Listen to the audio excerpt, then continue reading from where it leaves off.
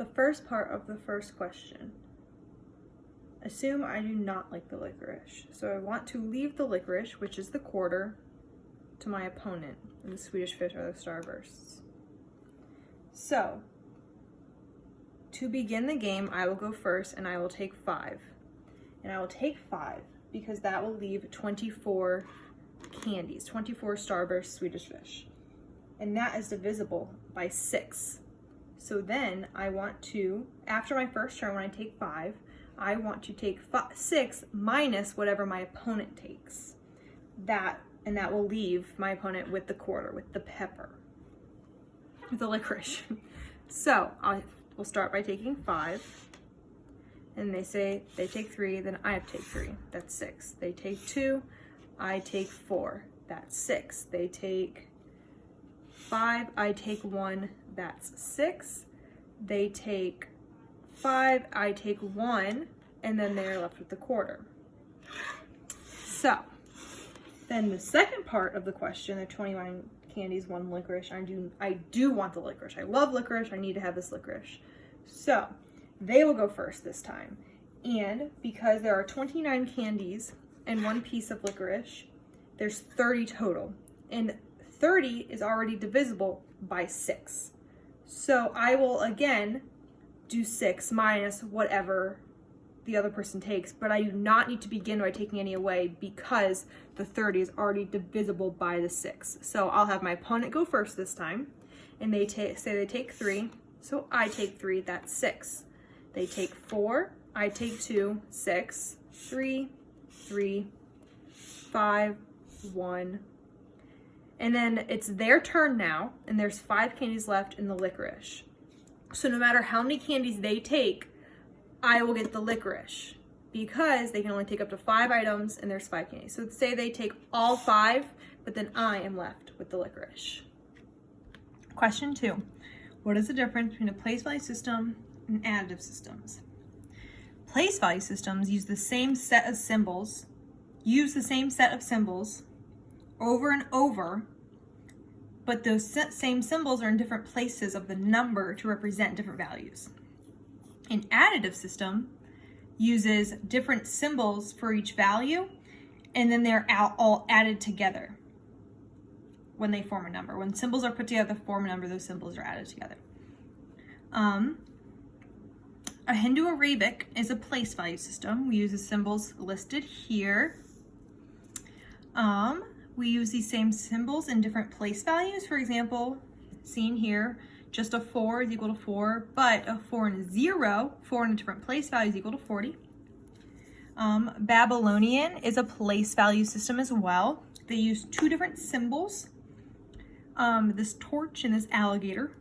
They use those 2 different symbols, but they put them in different place values in different places within the numbers to equal different values. So just these 3 would equal 3, but 2 space alligator and 1 would be 131 because they are our base 60 system. Mayans use a place value system as well. They use 2 different symbols, dots and lines. They use these 2 symbols the same way Babylonian does, and as we do, they put these symbols in different places and different spots of the numbers to represent different numbers. For example, these symbols would be 6, and then these symbols would be 48. Roman is also a place value system. There are 7 different symbols listed here. Those 7 symbols are in different places to represent the different values. There's 2 examples here. And then finally we have the Aztecs. They use an additive system. They have several different symbols. Their symbols are all representative of different numbers themselves, so it does not matter where they are placed in the number and what order they're in, because you just add them all together. Here are 2 examples of those. Question 3, to demonstrate this number in different number systems. First, in Babylonian. Babylonian is a base 60 system. So we want to find how many times these bottom numbers can go into the full number. 60 to the second is 3600, which we know is bigger than this, so it will not go into this any, so we could have 0 here. Next, we have 60 to the first, which is just 60, and we know 60 will go into this number. So I divided 2,475 by 60 and got 41 with a remainder of 15. So 41 goes here. And next we have the ones, and so 15 divided by 1 would just be 15, which would go in the ones place. And written in Babylonian is here. Mayan is a base 20 system. So we did something very similarly that we did in the Babylonian.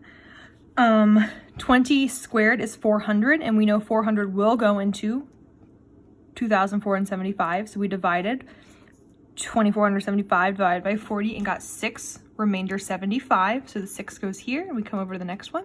20 to the first is 20, and we know 20 will go into 75. So we did 75 divided by 20 equals 3, remainder 15. The 3 comes up here.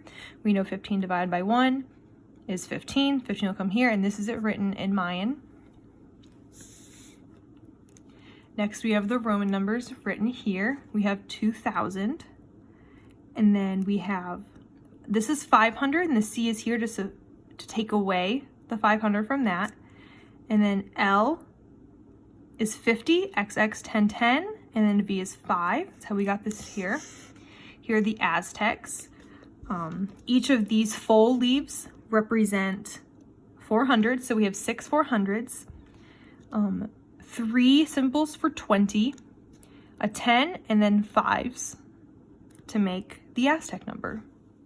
Number 4, we are multiplying using the ancient Egyptian form of doubling.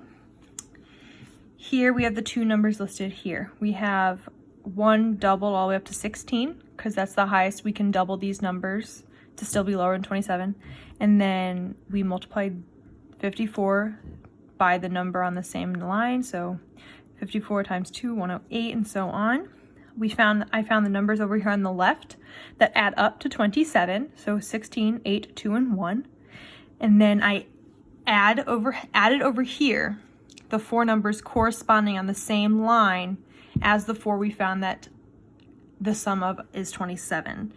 So then I added these 4 numbers here and got 1,458.